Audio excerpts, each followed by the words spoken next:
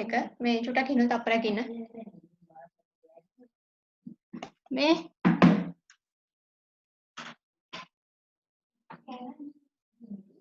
අයියා හදිබෝ ඒ ඉන්නෝදි මම කොහොමද ඉස්සර පොළවගත් යන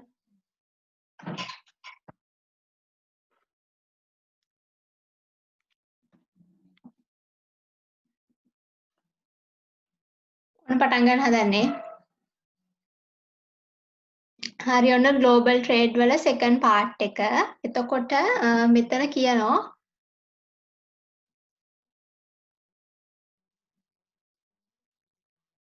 හා හරි. ඔන්න ග්ලෝබල් ට්‍රේඩ් වල ලක්ෂ ගණන් නැහැ කොටන නම් පටන් ගත්තා. එච්චරයි නැත්තේ. හරි. ග්ලෝබල් ට්‍රේඩ් ගත්තාම ග්ලෝබල් ට්‍රේඩ් වලට බලපාන මල්ටිපල් ෆැක්ටර්ස් තමයි මෙතන කියලා තියෙන්නේ. ඒ ඇවිල්ලා මෙන්න මේ ටික. commodity prices, geopolitical situation, globalization, climate change ඔන්න ඔය ටික තමයි අපි global trade ගත්තොත් කියන්නේ විදේශ වෙළඳාම් වගේ ගත්තොත් ඒකට බලපාන සාධක. දැන් මේ පළවෙනි එක තියෙනවානේ commodity prices කියලා.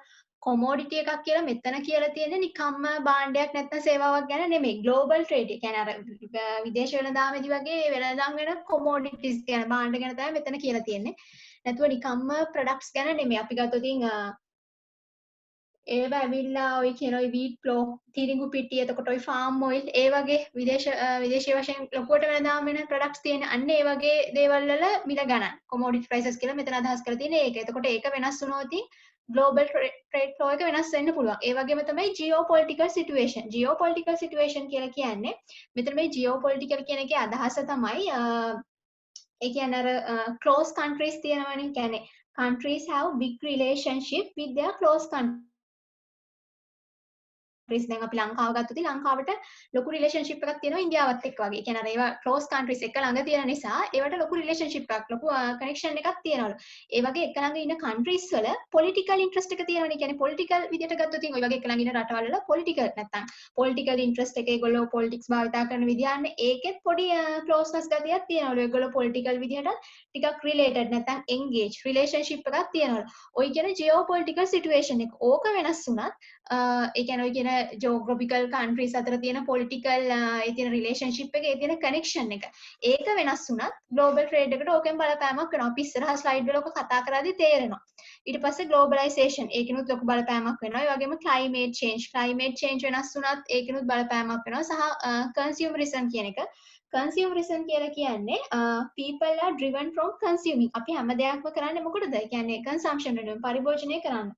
අපි හැමදේම කරන්නේ ඒ වෙනුවෙන් ඒ වගේම තමයි අපි හැමතිස්සෙම ප්‍රයොරිටි එක දෙන්නෙත් කන්සම්ප්ෂන් වලට. දැන් අපි මේ අවුරුද්දේදී නිකන් හිතන්නකො හොඳ ෆෝන් එකක් ගත්ත කියලා අපිට ඊළඟ අවුරුද්දේදී ඊටත් වඩා හොඳ ෆෝන් එකක් ගන්න ඕන වෙන්න පුළුවන්. හැම දෙයක්ම හැමතිස්සෙම අපි රිබන් වෙන්නේ කන්සම්ප්ෂන් වලින්.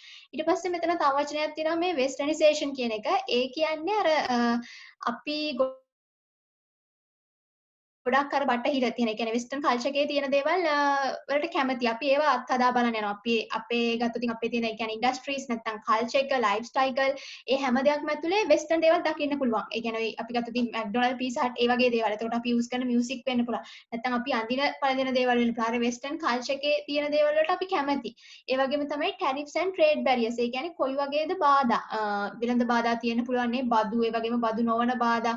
දැන් බදු ගහන එක ගොඩාක් බදු කියන්නේ අපි ප්‍රොඩක්ට් ඉම්පෝර්ට් කරද්දී ලොකුවට ටැරිෆ් නැත්නම් බදු ගැහුවොත් අපේ ග්ලෝබල් ට්‍රේඩ් එක මොකද්ද වෙන්නේ? අඩු වෙනවා. ඒ වගේ දේවල් තමයි බලපාන්නේ. ඔක මේ පාස් පේපර් එකක අහලා තිබ්බ ප්‍රශ්නයක්. මල්ටිපල් ෆැක්ටර්ස් මොනවද කියලා අයිඩෙන්ටිෆයි කරලා ඒවා බ්‍රීෆ්ලි එක්ස්ප්ලেইন කරන්න තිබ්බා.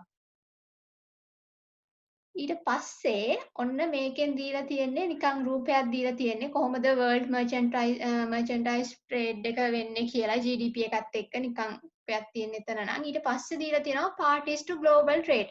global trade වලට සම්බන්ධ වෙන parties කවුද කියලා. ඒකත් අහලා තිබ්බද කොහෙද? එතනදී සාමාන්‍ය ග්ලෝබල් ට්‍රේඩ් එකකට මේන්ලි ඉන්වෝල්ව් වෙන්නේ පාටිස් දෙකයි. ඒ තමයි ඉම්පෝර්ටර් ඇන්ඩ් එක්ස්පෝර්ටර්. හැබැයි මේ ඉම්පෝර්ටර්ටයි එක්ස්පෝර්ටර්ටයි ඩිරෙක්ට්ලි වැඩ කරන්න බෑනේ. ඒ අතර ලොකු රිලේෂන්ෂිප් එකක් තියෙනවා. එක්ස්පෝර්ටරයි ඉම්පෝර්ටරයි කෙලින්ම ඩිරෙක්ට්ලි කනෙක්ට් එකක් හදාගන්න එහෙම බෑ. ඒ නිසා ඒ දෙකට තව ගොඩක් පාටිස් වල කියන්නේ හෙල්ප් එක ගන්න ඕනනවා. ඒ අනිත් ඉතුරු කට්ටිය ඇවිල්ලා ඒ අර හෙල්ප් කරන කට්ටිය අතරමැද ඉන්න පාර්ශ්වයන් ෂිපින් ලයින්ස් ඒ වගේම කියන්නේ නැව්වලින් මේ බඩු ප්‍රවාහනය කරන ඒ දේවල් එයාලයින්ස් ඒක තියෙනවා. මේ ප්‍රීට් ෆෝවර්ඩ් කියන මම කියන්නම්. ඒ වගේම තමයි ගවර්න්මන්ට් රෙගියුලේටරි බොඩිස් ඒ කියන්නේ කස්ටම් ෆෝර්ස් ඒ කියන්නේ කස්ටම් එක රේගුව අන්න ඒ දේවල් සහ ඉන්ටර්නැෂනලි රෙගියුලේටරි බොඩිස් තියෙනවා. මොකද එක්ස්පෝර්ට් ඉම්පෝර්ට් කියන්නේ නේෂන්ස් රටවල් අතර එතකොට ඉන්ටර්නැෂනල් රෙගියුලේටරි බොඩිස් තියෙනවා. අතන මේ ප්‍රීට් ෆෝවර්ඩ් කියලා කියන්නේ ප්‍රීට් ෆෝවර්ඩ් means third party. ඒක ඇවිල්ලා third party එකක්. ඒක undertake කරනවලු export process එක from exporter and work behalf of exporter. ඒ කියන්නේ අර exporter වෙනුවෙන් වැඩ කරන third party එකක් තමයි ඔය කියන ප්‍රීට් ෆෝවර්ඩ්ස් ලා කියලා කියන්නේ. එතකොට මේ ඔක්කොම ඉතුරු ඒ කියන්නේ import එකේ export එකේ මැද ඉන්න parties ටිකක් තමයි මෙතන කියලා කියන්නේ. මෙතන ඉන්නේ ඒ කියන්නේ import ඉන්න එක රටක ඒ වගේම export ඉන්න තව රටක so they can't directly deal their products. They need other parties help. ඒ අනිත් parties ටික තමයි මෙතන කියලා තියෙන්නේ. එතකොට ඔන්න මේ ටික තමයි මේ slide එකේ තියෙන නිසා මේකෙම කියන්නම්. The process in global trade involves global trade වල තියෙන process 4. global trade වෙද්දි මෙන්න මේ procedures 4 තමයි තියෙන්නේ. commercial procedure එක. ඒ කියන්නේ product එක කොහොමද ගෙනියන්නේ. අර ඒ වගේ commercial procedure එකක් තියෙනවා. අපි කතා කරමු ඊළඟ slide වලින්. ඊට පස්සේ transport procedure එක, regulatory procedure එක and financial procedure එක ගැන. මේකේ past papers වගේ ගත්තොත් අහලා තියෙනවා transport procedure එක ගැන පොඩි දේවල් අහලා තිනවා. bill of lading ඒ වගේ ටිකක් තිබ්බා. financial procedure එක ගැනත් අහලා තිබ්බා. letter of credit ඒවා මේවා. commercial procedure එක ගත්තොත් commercial procedure එකේ මුලින්ම තියෙනවා export import කරද්දී ඒ කියන්නේ export import කරද්දී අනිවාර්යයෙන්ම contract එකක් තියෙනවලු sales contract එකක් තියෙන්න ඕනලු මේ දෙන්නගේ අතර. ඒ කියන්නේ import එකේ export එකේ අතර sales contract එකක් තියෙන්න ඕනලු. ඒකට හේතුව තමයි එතනදි කියනවා සාමාන්‍යයෙන් දැන් එක්ස්පෝර්ටර් ප්‍රොඩක්ට් ටික එක්ස්පෝර්ට් කරපු ගමන් මෙයාට සල්ලි හම්බෙන්නේ නැහැනේ නේ. ඒකට කාලයක් යනවා. අපි හිතමුකෝ සති දෙකක් වගේ ගියා කියලා. එතකොට ටයිම් ගැප් එකක් තියෙනවා. එතකොට ට්‍රස්ට් ඉෂුව එකකුත් තියෙනවා ටයිම් ගැප් එකක්. ඒ කියන්නේ යාට දැන් සති දෙකක් තිස්සේ යාට ෂුවර් නැහැ අරගෙන් සල්ලි හම්බෙයිද කියලා.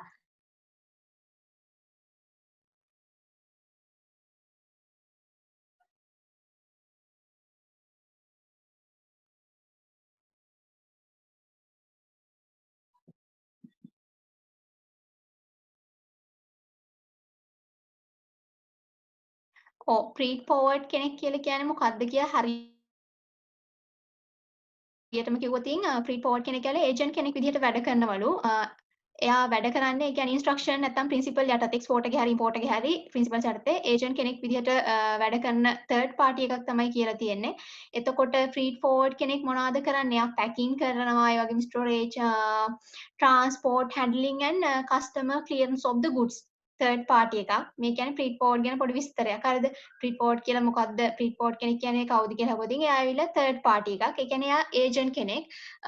එයා ඇවිල්ලා ඇක්ට් කරනවා ඒජන්ට් කෙනෙක් විදිහට මොනවද එයා කරන ෆන්ක්ෂන්ස් එයා ෆන්ක්ෂන්ස් කරන්නේ behalf of the instruction or principle of the export or import එකේ හරි export එකේ හරි ඉන්ස්ට්‍රක්ෂන් යටතේ තමයි වැඩ කරන්නේ එයා කරන දේවල් ටිකක් ගත්තොත් ඒ කියන්නේ packing storage transport and handling customer clearance of the goods මෙතන customs clearance of the goods ඒ වගේ දේවල් ටිකක් තමයි කරන්නේ freight forward කෙනෙක් හරි මම දැන් කිය හිටියේ කමර්ෂල් ප්‍රොසීඩියර් එක සේල්ස් කොන්ට්‍රැක්ට් එකක් මේ කියන ඉම්පෝර්ට් එකේ එක්ස්පෝර්ට් එකේ අතර තියෙන එක වැදගත්. මොකද ඉස්සෙල්ලා කිව්වා වගේ එක්ස්පෝර්ටර් ප්‍රොඩක්ට් ටික එක්ස්පෝර්ට් කරාට එයාට ඒ වෙලාවෙම සල්ලි හම්බෙන්නේ නැහැ. අපි හිතමු සති දෙකක කාලයකට පස්සේ කියලා එයාට සල්ලි හම්බෙන්නේ. එහෙනම් එතනදී මේ පාටිස් දෙක අතර ට්‍රස්ට් ඉෂුව එකක් තියෙනවා. ඒ කියන්නේ විශ්වාසය ගැන ප්‍රශ්නයක් තියෙනවා. එතකොට කොන්ට්‍රැක්ට් එකක් අනිවාර්යයෙන්ම තියෙන්න ඕන. මොකද මේ කොන්ට්‍රැක්ට් එකේ ඔක්කොම ලීගල් මැටර්ස් මේ කාලය ඇතුළත සල්ලි දෙනවා මේ විදිහට තමයි සල්ලි දෙන්නේ. ඒ වගේ ওই කොන්ට්‍රැක්ට් එකේ හැමදේම තියෙනවා. ඒ නිසා සේල්ස් කොන්ට්‍රැක්ට් එකක් තියෙන්න ඕන. මේ තියෙන්නේ the seller and the buyer must set the terms of payment කොහොමද සල්ලි ගෙවන්නේ ඒ ඔක්කොම ටික කලින් මේගොල්ලෝ සෙට් කරනවා. ඒ කියන්නේ letter of credit ද වෙන විදිහක්ද ඒ වගේ. ඒ වගේම තමයි terms of delivery කොහොමද delivery කරන්නේ ඔය FOB free of board ඒ වගේ ওই වචනවල තේරුම් පස්සේ හම්බ වෙනවා. කොහොමද ඔයා deliver කරන්නේ දැන් ඇග්‍රීමන්ට් එකේ නැත්නම් කොන්ට්‍රැක්ට් එකේ මුලින්ම හදලා තියෙන්නේ එක්ස්පෝර්ට් කරන කෙනා කියනවා මම ප්‍රොඩක්ට් ටික මෙතෙන්ට නිකන් ගෙනත් දෙනවා එතෙන්ට නිකන් මගේ රෙස්පොන්සිබිලිටි එක ඒ වගේ ඒගොල්ලෝ මුලින්ම සේල්ස් කොන්ට්‍රැක්ට් එක හදද්දිම ওই දේවල් කියනවා. ඊට පස්සේ the following certificate are required to complete the export or import process.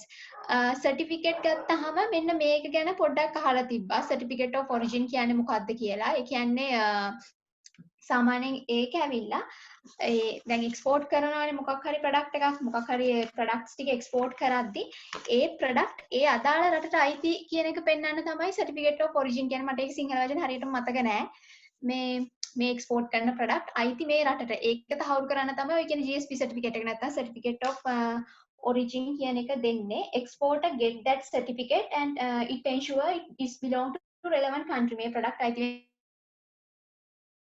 මේ රටට කියලා. ඒ වගේම තමයි quality certificate. quality එක ගැන තමයි එකෙන් එහෙම කරන්නේ.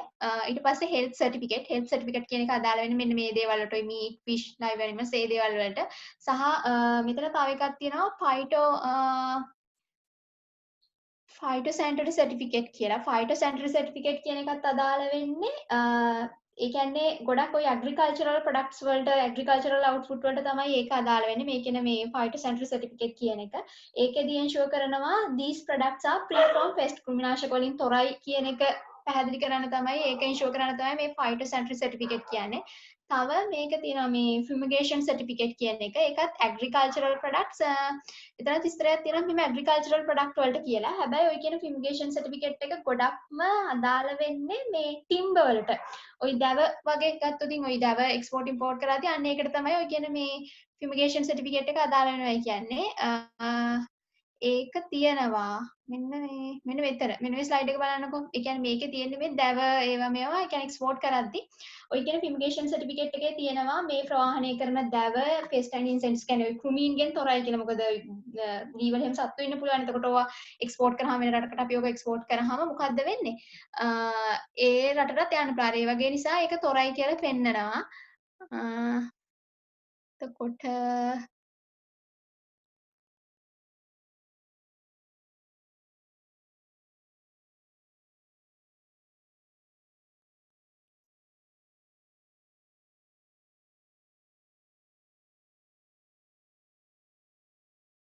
fumigation certificate fumigation certificate කියන එක ඒක ඇවිල්ලා refer කරනවලු as a pest control certificate. ඒ කියන්නේ මේක කෘමිනාශක වලින් තොරයි කියන එක පෙන්වන්න තමයි දෙන්නේ. is a document that serves as confirmation that any wooden packing materials packing materials මෙන්න මේ වගේ එකක් කියලා හිතන්නකො නිකන්. අන්න ඒ වගේ දේවල් in cargo shipment have been fumigated. They contains details such as treatment purpose, fumigation use and temperature range. ඒ කියන්නේ ඒක තමයි තියෙන්නේ මේ කියන මේ ප්‍රවාහනය කරන මේ එක්ස්පෝර්ට් කරන wooden materials pest වලින් තොරයි. ඒක තමයි ඔය කියන certificate එකේ තියෙන ඒ කියන fumigation certificate එකේ. ඔය certificate එකේ තියෙනවා මෙන්න මේ වගේ අපි හිතමුකෝ මේ වගේ ලී පෙට්ටිය මොකක් හරි කියලා. ඒක එක්ස්පෝර්ට් කරද්දී ඒ කන්ටේනර් එකේ නැත්නම් ඇවේ කොහොමද ගෙනියන්න ඕන? ඒ කියන්නේ ඇසුරුම් කරන්න ඕන විදිහ පවා ඔය කියන certificate එකේ තියෙනවා. ඒක තමයි ඔය කියන fumigation certificate එකේදී වෙන්නේ. එතකොට certificate of origin කියන එක ගැන past paper එක අහලා තිබ්බා. ඇයි ඒක ඒ කියන්නේ exporter කෙනෙක් certificate of origin කියන එක ඒ certificate එක ලබා ගන්න එකේ purpose එක මොකක්ද කියලා. එතකොට කියන්න ඕන එක විස්තර කරලා ඒකේ මොකද්ද වෙන්නේ කියලා. ඊට පස්සේ මේ ස්ලයිඩ් එක අපහු පස්සේ හම්බ වෙනවා. මේක මෙතෙන්ට අදාළ එකක් නෙමෙයි. ඒක පස්සේ විස්තර කරන්නම්. ඊට පස්සේ මේකත් එහෙමයි. පස්සේ ආයෙත් කියනවා. Incoterms කියන එක ගත්තොත් මෙතන Incoterms කියලා කියන්නේ එතන international commercial terms ගැන මෙතන කියන්නේ international commercial terms මෙන්න මේ දේවල් ගත්තොත් එතන කියන්නේ these are aggregation for international commercial terms. It means there are set of rules. මේ rules නැත්තම් මේ දේවල් වලින් මේකෙන් Incoterms වලින් define කරනවා මොනවාද export එකේ responsibilities මොනවාද import එකේ responsibilities කියලා. මේ කියන Incoterms වලින් දැන් මෙතන රූපේ බැලුවොත් මේ රතු පාට ඒවායින් පෙන්වන්නේ seller ගේ obligation නැත්නම් අපි ගොතින් product export කරන්නේ එයාගේ obligation එක එයාගේ responsibility එක. එතකොට නිල් පාටින් පෙන්වලා තියෙන්නේ buyer ගේ obligation නැත්නම් import කරන කෙනාගේ responsibility එක. දැන් අපි මේ මොකක් හරි එකක් ගමුකෝ ඒ එකක් අරගෙන ඒ කියන්නේ මේ තියෙන කොහොමද කියලා දැන් මේ තියෙන්නේ සාමාන්‍යයෙන් ප්‍රොසෙස් එකනේ මුලින්ම සෙලර්ගේ ෆැක්ටරි එක තියෙනවා ඊට පස්සේ ප්‍රොඩක්ට් ටික ගෙනියන විදිහ ඒ කියන්නේ දැන් වරායට නිකන් කොහොමද ගෙනියන්නේ කියලා පෙන්නලා තියෙනවා ඊට පස්සේ ඔන්න වරායට යනවා ඊට පස්සේ ඔන් බෝඩ් නැවේ යනවා ඊට පස්සේ අර අදාළ තැනට ගිහින් බානවා ඊට පස්සේ එතන ඉඳන් කොහොමද කන්ටේනර් වලින් යනවා ඊට පස්සේ මේ තියෙන ඩෙස්ටිනේෂන් එක කියලා ඉම්පෝර්ට් එකේ ප්ලේස් එකට ගිහිල්ලා බයගේ වෙයාහවුස් එකට නොවි ප්‍රොසෙස් එක ඇතුලේ මොනවාද එක්ස්පෝර්ට් එකේ නැත්තම් සෙලර්ගේ ඔබ්ලිගේෂන් ඒ වගේම තමයි මොනවාද බයර්ගේ ඔබ්ලිගේෂන් කියලා තමයි පෙන්වන්නේ. කොතෙන්ට එනකන්ද තමන්ගේ රෙස්පොන්සිබිලිටි එක තියෙන්නේ කියලා. දැන්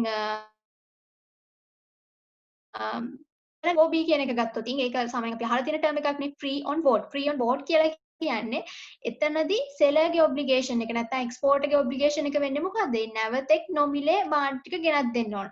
එතනින් පස්සේ ඔන් බෝඩ් වලින් පස්සේ රෙස්පොන්සිබිලිටි එක නැත්නම් ඒ තියෙන ඔබ්ලිගේෂන් එක යන්නේ කාටද? බයර්ට. ඒ කියන්නේ ඉම්පෝර්ටර්ට වගේ. ඒ වගේ මේ එහෙම අර පෙන්නලා තියෙන කොතෙන්ට එනකන්ද මෙයාගේ රෙස්පොන්සිබිලිටි එක තියෙන්නේ කියලා ඉන්කෝ ටර්ම්ස් වලින්. ඒක ඇවිල්ලා ඉන්ටර්නැෂනල් කමර්ෂල් ටර්ම්ස්. තප්පරයක් ඉන්න.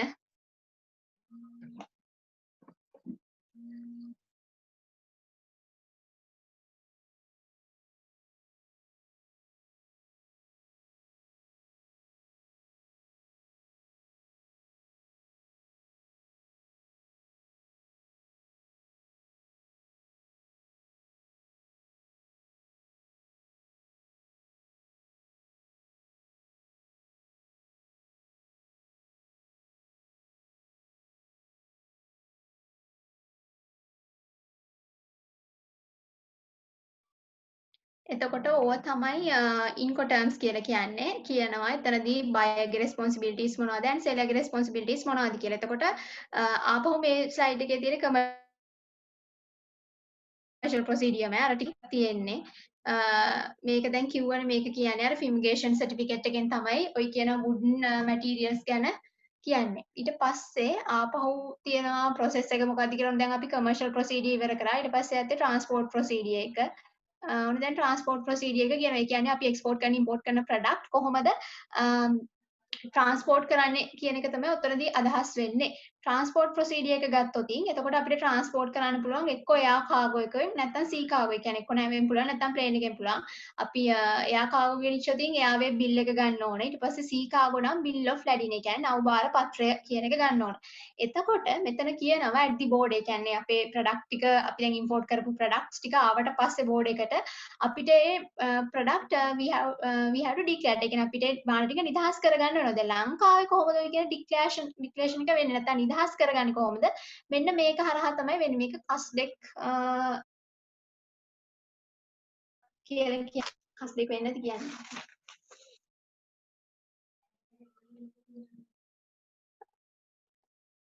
මෙතන තව චුට්ටක් කියන්න තියෙන දැන් ගොඩක් වෙලාවට ප්‍රොඩක්ට් ට්‍රාන්ස්පෝර්ට් කරන අපි යූස් කරන්නේ සී කාගෝ. ඒ කියන්නේ නැවෙන් තමයි ගේන්නේ. මොකද ඒක ටිකක් ලාභයි. ඒ වගේම තමයි අපිට ගොඩක් හෙවි ගුඩ්ස් හෙවි ප්‍රොඩක්ට්ස් එහෙම ට්‍රාන්ස්පෝර්ට් කරන්න පුළුවන් එකෙන්.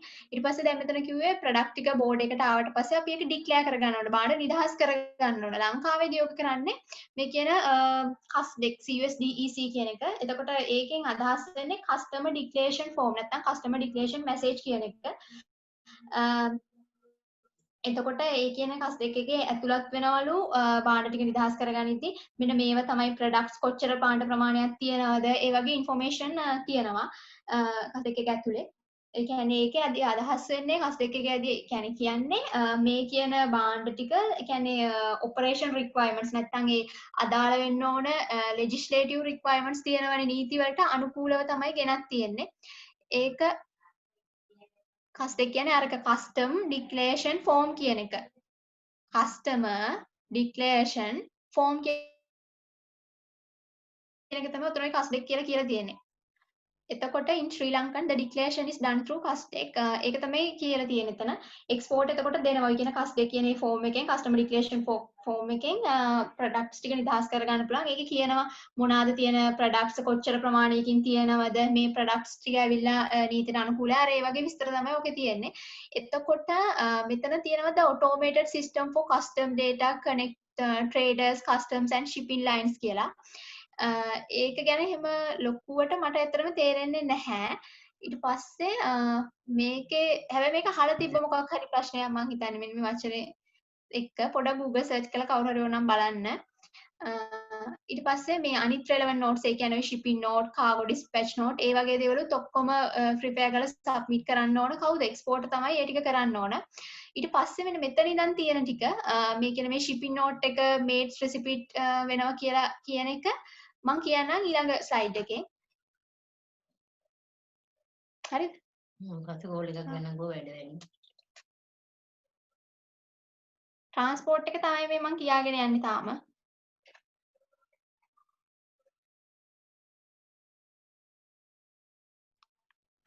transport තමයි මම මේ කියන්න යන්නේ තාම.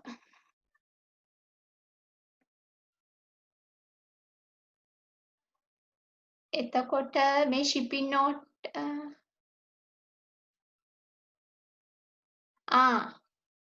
හරිය. මේ ට්‍රාන්ස්පෝර්ට් ප්‍රොසීජර් එක ආපහු මුලින් ඉඳන් විස්තර කරොත් ඒ කියන්නේ අපි කොහොමද දැන් ප්‍රොඩක්ට් එක්ස්පෝර්ට් කරන්නේ ඉම්පෝර්ට් කරන්නේ කොහොමද? එයා කාගෝද නැත්නම් සී කාගෝද? ඒ කියන්නේ මුහුදෙන් ගෙන කියන්නේ නැවෙන් ගෙන්නනවද නැත්නම් ප්ලේන් එකෙන් ගෙන්නනවද වගේ එකක්. එතකොට එයා කාගෝ නම් අපිට එයාවේ බිල් එක ගන්න වෙනවා. සී කාගෝ නම් බිල් ඔෆ් ලැඩින් ඒ කියන්නේ අවබාර පත්‍රය කියලා කියන්නේ අන්න ඒක ගන්න වෙනවා. එතකොට මෙතනදී කියන්නේ at the board ඒ කියන්නේ ප්‍රොඩක්ට්ස් ටික අපි ගෙන්නපු භාණ්ඩ ටික බෝඩ් එකට ආවට පස්සේ අපි මේ භාණ්ඩ ටික මොකද කරන්න ඕන? ඩික්ලෙයාර් කරගන්න ඕනේ. කියන්නේ නිදහස් කරගන්න ඕන. අපිට ඕක නිදහස් කරගන්න දැන් ලංකාවේදී අපි ඩික්ලරේෂන් නිදහස් කරගන්න යූස් කරන්නේ ප්‍රොඩක්ට් ටික නිදහස් කරගන්න යූස් කරන්නේ මගේ කටහඬ ඇහෙනවද හරියට?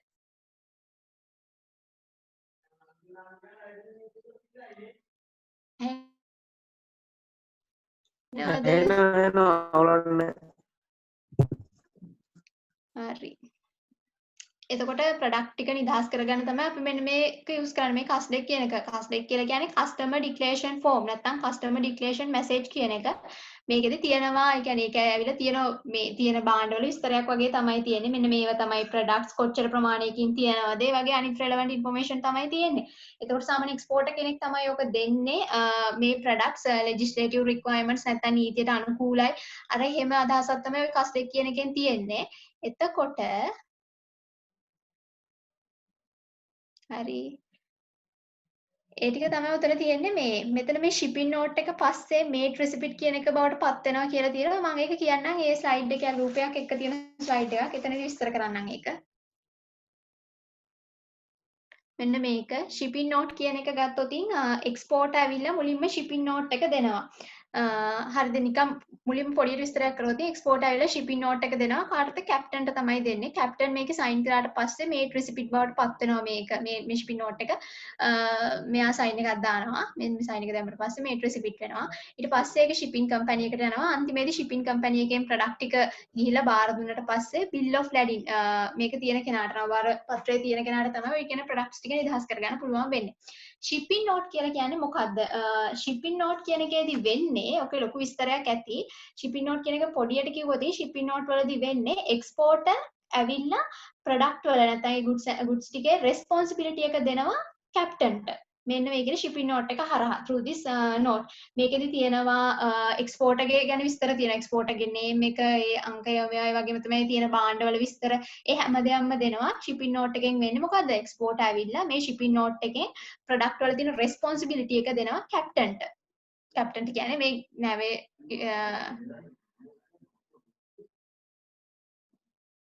කස්ටෙක්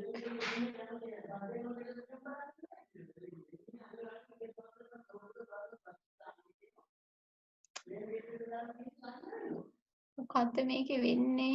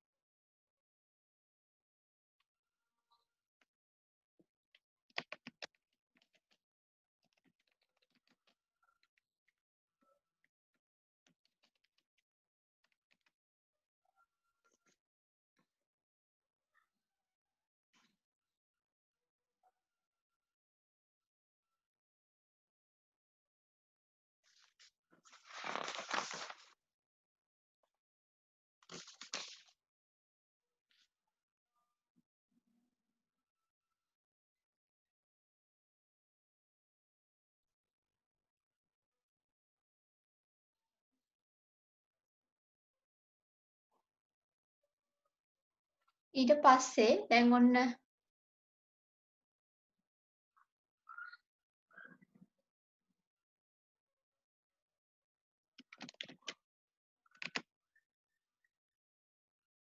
හරි. ශිපින් නෝට් එක මං කිව්වා වගේ කැප්ටන්ට දෙනවා. කැප්ටන්ට දුන්නට පස්සේ කැප්ටන් ඒකේ සයින් කරනවා. සයින් කරලා ඒ කියන්නේ ප්‍රොඩක්ට් වල රෙස්පොන්සිබිලිටි එක බාරගත්තා කියන අදහස තමයි තියෙන්නේ. එතකොට ඒක තමයි මේට් රිසිපිට් බවට පත් වෙන්නේ. ඊට පස්සේ දැන් ওই කියන ප්‍රොඩක්ට් ටික ගිහිල්ලා බාර දෙනවනේ. ඊට පස්සේ දැන් ශිපින් කම්පැනි එකේ ඉන්නවනේ. ශිපින් කම්පැනි එකෙන් බිල් ඔෆ් ලැඩින් කියන ඒ කියන්නේ නවබාර පත්‍රය තියෙන කෙනාට තමයි ওই කියන භාණ්ඩ ටික නිදහස් කරගන්න පුළුවන් වෙන්නේ. එතකොට එතනදී අන්තිමේට කියන්නේ ඒ කියන්නේ ශිපින් කම්පැනි එකෙන් කියනවා එක්ස්පෝර්ටට we have delivered your export product safely අපි ඔයාගේ ප්‍රොඩක්ට් ටික safely deliver කරලා තියෙන්නේ මේ කියන bill of lading මොකද්ද bill of lading කියන අවබාර පත්‍රයනේ ඒක තියෙන කෙනාට පුළුවන් ප්‍රොඩක්ට් ටික ඇවිල්ලා නිදහස් කරගන්න. දැන් කියන්නේ එක්ස්පෝර්ටර් ගාව bill of lading එක තියෙද්දි එක්ස්පෝර්ටර් පුළුවන් මේ ටික ඇවිල්ලා නිදහස් කරගන්න. ඒ අදහස තමයි මෙතන දීලා තියෙන්නේ. මොකද්ද වෙන්නේ කියලා ට්‍රාන්ස්පෝර්ට් කරන විදිහ ගැන ඊට පස්සේ ඔන්න දැන් තුන්වෙනි එක ඒ කියන්නේ කමර්ෂල් ප්‍රොසීඩියර් එක කරා ට්‍රාන්ස්පෝර්ට් ප්‍රොසීඩියර් එක කරා රෙගියුලේටරි ප්‍රොසීඩියර් එක රෙගියුලේටරි ප්‍රොසීඩියර් එකේදී වෙන්නේ එක්ස්පෝර්ට් ඉම්පෝර්ට් කරද්දී මොනවද තියෙන රෙගියුලේෂන්ස් කියලා තමයි කියන්නේ. එතනදී එහෙම ලොකු දෙයක් නැහැ. ඒකෙදි ඒක අහලා තිබ්බෙත් නෑ වගේ වැඩිය. හැබැයි කියලා තියෙන්නේ මෙහෙමයි. සමහර ප්‍රොඩක්ට් එක්ස්පෝර්ට් කරද්දී ඒව කන්ට්‍රෝල් කරනවා. ඒ වගේම තමයි සමහර ප්‍රොඩක්ට් ඒ කියන්නේ දැන් මෙතන සමහර ප්‍රොඩක්ට් අපිට කන්ට්‍රෝල් කරනවා. ඒ වගේම තමයි සමහර ප්‍රොඩක්ට් මොකද්ද කරන්නේ ප්‍රොහිබිටඩ්. ඒ කියන්නේ සමහර ප්‍රොඩක්ට් අපිට එක්ස්පෝර්ට් ඉම්පෝර්ට් කරන්න තහනම්. අපිට බෑ එක්ස්පෝර්ට් ඉම්පෝර්ට් කරන්න. ඒ වගේම තමයි සාමාන්‍යයෙන් ලංකාවේ කියන්නේ ඕනම එක්ස්පෝර්ටර් කෙනෙක් ඉම්පෝර්ටර් කෙනෙක් ලංකාව ඇතුලේ රෙජිස්ටර් වෙන්න ඕන. රෙජිස්ටර් වෙන්න ඕන මොන හරි ඔතොරිටිස් තියෙනවා. එයා රෙජිස්ටර් වෙන්න ඕනේ. ඒ වගේම තමයි ලයිසන් එකක් ගන්න ඕන. ඔයා ප්‍රොඩක්ට් එකක් එක්ස්පෝර්ට් කරත් ඉම්පෝර්ට් කරත් ඔයාට සිද්ධ වෙනවා ලයිසන් එකක් ගන්න. ওই විස්තරය තමයි ඔකේ තියෙන්නේ. දැන් ඔක විස්තර කරලා කිව්වොත් exportation of some items are controlled. අපිට එක්ස්පෝර්ට් කරනවා කියලා ඔක්කොම තියෙන තරම් එක්ස්පෝර්ට් කරන්න බෑ. මේ කොරල් චන්ක්ස් කියලා කියන්නේ අර කොරල් පර ලස්සන ලස්සන ඒවා තියෙන අන්න ඒවා. ඒ වගේම ওই චාන්ස් ඔය මොනවාද වාලම්පුරි වගේ දේවල්. එතකොට ඔය සමහර අයිවරි ප්‍රොඩක්ට්ස් ඇද්දලා ඒවා මේවා ටිකක් අර ඒ වගේ ප්‍රොඩක්ට් අපිට එහෙම ඕන විදිහට එක්ස්පෝර්ට් කරන්න බෑ. ඒක කන්ට්‍රෝල් කරලා තියෙනවා. ඒ වගේම තමයි මෙතන කියනවා importation and exportation of some items. සමහර items එක්ස්පෝර්ට් ඉම්පෝර්ට් කරන එක තහනම්. Dead or live animaloids parts අර මොනවද හූනෝ අන්න ඒ වගේ ඒවා අර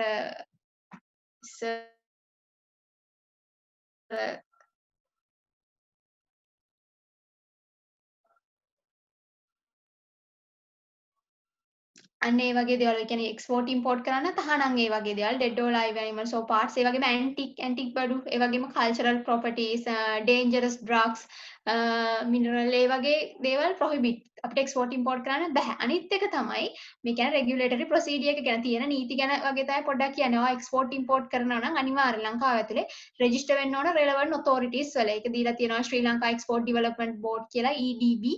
ඒවයි රෙජිස්ටර් වෙන්න ඕන. ඒ වගේම තමයි certain products require special license to be imported. import කරනවා නම් license එකක් තියෙන්න ඕන.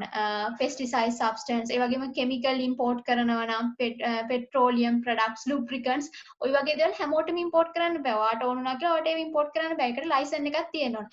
ඒ වගේම තමයි certain products require special license to be exported. export කරන්න ගියත් ඔයාට license එකක් ඕන. ඔයාට මොන හරි වගේ product එකක් තිබ්බ කියලා ඔයාට ඒව export කරන්න බෑ. tea හැමෝටම ටී එක්ස්පෝර්ට් කරන්න බෑ. ඒ වගේම ජෙම් ඇන්ඩ් ජුවලරි ඒ වගේම ඇල්කොහොලික් බෙවරේජ් ඒ වගේ දේවල් හැමෝටම එක්ස්පෝර්ට් ඉම්පෝර්ට් කරන්න බෑ. ඔක තමයි රෙගියුලේටඩ් ප්‍රොසීඩියර් එකේ තියෙන්නේ. සමහර ප්‍රොඩක්ට් එක්ස්පෝර්ට් ඉම්පෝර්ට් කරන්න බෑ ප්‍රොහිබිටඩ්. ඒ වගේම තමයි සමහර ප්‍රොඩක්ට් එක්ස්පෝර්ට් කරන්න බෑ. ඒව කන්ට්‍රෝල් කරලා තියෙනවා. ඔයා ලංකාව ඇතුලේ ඉම්පෝර්ටර් කෙනෙක් නම් එක්ස්පෝර්ටර් කෙනෙක් නම් ඔයා ලංකාව ඇතුලේ ඒක රෙජිස්ටර් වෙන්න ඕන රෙලෙවන්ට් ඔතොරිටි එකක. ඔයාට එක්ස්පෝර්ට් ඉම්පෝර්ට් කරද්දී අනිවාර්යෙන් ලයිසන් එකක් ගන්න වෙනවා මේ කිව්ව ප්‍රොඩක්ට් වලට. ඒක තමයි එතන තියෙන්නේ. ඊට පස්සේ ෆයිනෑන්ෂියල් ප්‍රොසීඩියර් එක. මේ කිව්ව ප්‍රොසීඩියර් තුනේ මොකක් හරිම තියද? මොකක් හරි ස්ලයිඩ් එක තේරෙන්නේ නැත්නම්ක් වගේ. තියද? අනිත් ප්‍රොසීඩියර් කරන්න කලින් කියන්න බලන්න තියෙනවා.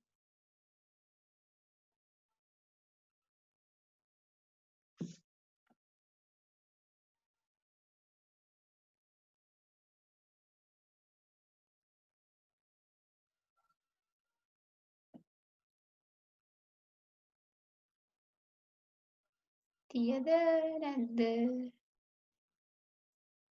කරන් යනවා එනා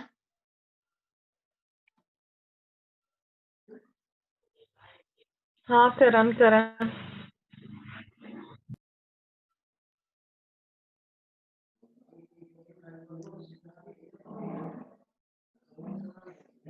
හැමෝම ප්‍රයිවට් මැසේජ් දාන්නේ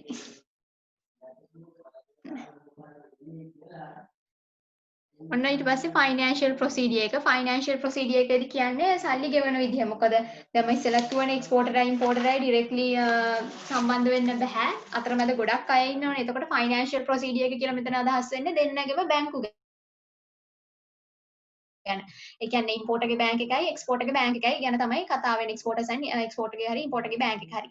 එක්සැම්පල් එක විදිහට දීලා තියෙනවා. දැන් මෙතන මේ ෆයිනෑන්ෂියල් ප්‍රොසීඩියර් ගත්තාම තියෙන්න ඕන අර වගේම ඩොකියුමන්ට්ස්, කමර්ෂල් ඉන්වොයිස්, ඒ වගේ original bill of lading, bill of lading කියන එකත් ෆයිනෑන්ෂියල් ප්‍රොසීඩියර් එකට අදාළයි. ට්‍රාන්ස්පෝර්ට් ප්‍රොසීඩියර් එකේ තිබ්බා වගේම insurance police, letter of credit, certificate of origin, packaging list ඒ දේවල් තමයි ෆයිනෑන්ෂියල් ප්‍රොසීඩියර් එකේ තියෙන ඩොකියුමන්ට්ස්.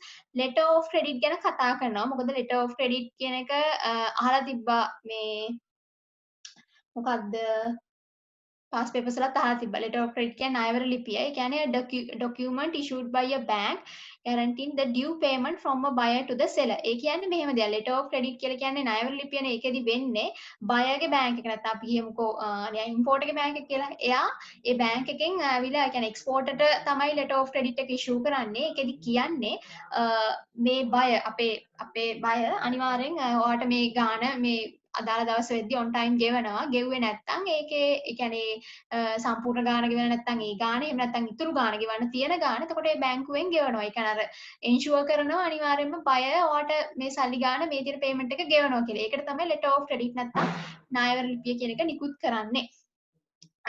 එතකොට ඕක විස්තරයක් තියෙනවා දැන් රූපේ කියන්නේ අපි ගමුකෝ මේ ඉන්නේ එක්ස්පෝර්ටර් හරිද එක්ස්පෝර්ටර් නැත්නම් සෙලර් ප්‍රොඩක්ට් විකුණන කෙනා. යාට බැංකුවක් තියෙනවා. අපි හිතමුකෝ ප්‍රොඩක්ට් එකක් එක්ස්පෝර්ට් කරන්නේ කවුද? UK කම්පැනි එකක්. මේක UK කම්පැනි එක. මේ UK කම්පැනි එක යාගේ බැංකුව තමයි HSBC. ඒ වගේම මේ ඉන්නේ ඉම්පෝර්ට් කරන කෙනා. එතකොට ඉම්පෝර්ටර්. එතකොට ඉම්පෝර්ට් අපි හිතමුකෝ ලංකාවේ කෙනෙක් කියලා ලංකාවේ කම්පැනි එකක්. එතකොට යාගේ බැංකුව ඇවිල්ලා කමර්ෂල් බැංකුව. හරිද? එතකොට එක්ස්පෝර්ටර් මොකක්ද කරන්නේ මුලින්ම මෙන්න මේ කියන එක්ස්පෝර්ටර් එයා ඇවිල්ලා ඔක්කොම relevant certificate documents ඔක්කොම ටික සූදානම් කරලා එයා සීකාව නැත්තම් ෂිප් එකේ නැවෙන් ප්‍රොඩක්ට් ටික ඔක්කොම ඩිලිවර් කරනවා ඉම්පෝර්ටර්ට. එතකොට මාසෙකට විතර පස්සේ අපි හිතමු සතියකට විතර පස්සේ කියලා සතියකට විතර පස්සේ ඉම්පෝර්ටර්ට ඔය කියන ප්‍රොඩක්ට් ටික හම්බ වෙනවා. හැබැයි දැන් bill of lading කියන එක නවබාර පත්‍රය කියන එක තාම කාගේ ගාව තියෙන එක්ස්පෝර්ටර් එකේ ගාව. bill of lading කියන එක එකපාරින් ඉම්පෝර්ටර්ට දෙන්නේ නැහැනේ. එතකොට දැන් ඉස්සෙල්ලා මම කිව්වා ට්‍රාන්ස්පෝර්ට් ප්‍රොසීඩියර් එකේදී මෙන්න මෙතනදී bill of lading කියන නවබාර පත්‍රය අතේ තියෙන කෙනාට තමයි බෝඩ් එකට ප්‍රොඩක්ට් ටික ආවට පස්සේ ඒක නිදහස් කරගන්න පුළුවන් bill of lading කියන එක දුන්නට පස්සේ. එතකොට දැන් තාම මෙන්න මෙතනදී තාම ඔය කියන bill of lading කියන එක තියෙන්නේ එක්ස්පෝර්ටර්ගේ අතේ. දැන් මාසෙකට පස්සේ හිතන්නකෝ ප්‍රොඩක්ට් ටික ඉම්පෝර්ටර්ට ගන්න ඕන. හැබැයි තාම ඉම්පෝර්ටර්ගේ ගාව නෑ bill of lading කියන එක. තාම තියෙන එක්ස්පෝර්ටර්ගේ ගාව. එතකොට අනිත් ඒ තමයි තාම ඉම්පෝර්ටර් සල්ලි ගෙවලත් නැහැ. පේමන්ට් එක ගෙවලත් නැහැ. එතකොට මේ එක්ස්පෝර්ටර් මොකද්ද කරන්නේ? එයා ගාව තියෙන bill of lading එක එයා දෙනවා HSBC බැංකුවට. HSBC බැංකුවට දීලා කියනවා දැන් තාම මෙයා පේමන්ට් එක ගෙවලා නැහැ. මෙයා පේමන්ට් එක ගෙවුවට පස්සේ තමයි bill of lading නිදහස් කරන්න පුළුවන් කියලා. හරිද? එතකොට දැන් HSBC බැංකුවේ මොකද්ද කරන්නේ? එයා මේ කියන bill of lading කියන එක දෙනවා commercial bank එකට. ඒ කියන්නේ import එකේ bank එකට දෙනවා. දීලා කියනවා දැන් මෙන්න මෙයා. ඒ කියන්නේ importer සල්ලි ගෙවුවට පස්සේ තමයි bill of lading කියන එක මෙයාට දෙන්න ඕනේ. නිදහස් කරන්න ඕනේ. එතකන් දෙන්න බෑ කියලා. එතකොට importer සිද්ධ වෙනවා payment එක ගෙවන්න එයාගේ bank එකට. commercial bank එකට ගෙවන්න වෙනවා. ඊට පස්සේ එයාට පුළුවන් product එක release කරගන්න. එයා payment එක ඒ කියන්නේ මේ කියන importer payment එක කරාට පස්සේ bank එකට bank එකෙන් එයාට දෙනවා bill of lading නවබාර පත්‍රය. ඊට පස්සේ තමයි මෙයාට පුළුවන් වෙන්නේ product එක release කරගන්න. ඒක තමයි ඔය ඔතන කියලා තියෙන process එක. bill of lading කියන එක වැදගත් වෙන්නේ ඒකයි. ඒ කියන්නේ bill of lading නැත්නම් importer බෑ product එක නිදහස් කරගන්න. ඒකේ ප්‍රශ්නයක් තියනවද මොකක් හරිම? තා විනාඩියයි තියෙන්නේ මේකේ. මම අහන්නේ මෙන්න මේ process එකේ bill of lading මේ bill of lading නෙමෙයි letter of credit.